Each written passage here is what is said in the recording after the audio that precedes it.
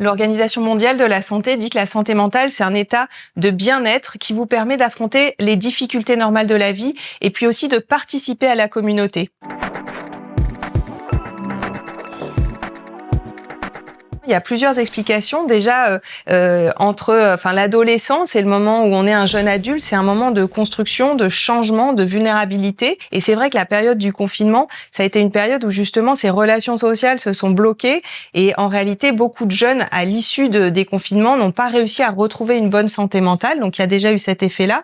Et puis ensuite, on a beaucoup d'effets sur les jeunes qui vont se cumuler, puisque la santé mentale, c'est quelque chose de complexe, de multifactoriel. On a la précarité économique chez beaucoup de jeunes, qui fait que c'est très difficile parfois de s'en sortir, de trouver un logement, et tout ça, ça va avoir un impact sur la santé mentale. On parle aussi beaucoup de l'impact des écrans sur le sommeil et sur l'activité physique, déjà, et aussi sur les messages qui vont être véhiculés par les écrans, les réseaux sociaux, autour de l'incertitude mondiale, de la géopolitique, de la crise écologique. Tout ça impacte très fortement les jeunes, davantage que les personnes de plus de 25 ans, et c'est noté dans de nombreuses études. Et puis enfin, chez les jeunes femmes, on sait qu'il y a plus de troubles chez les jeunes femmes, et il y a notamment plus ce qu'on appelle des idéations suicidaires, des gestes suicidaires, des scarifications. Elles sont plus touchées en matière de santé mentale à cause des violences sexuelles et sexistes, et également parce qu'on a une image du corps qui aujourd'hui met beaucoup de pression en fait sur les jeunes femmes, et ça, les réseaux sociaux n'aident pas là-dessus. Donc il y a aussi cet impact-là.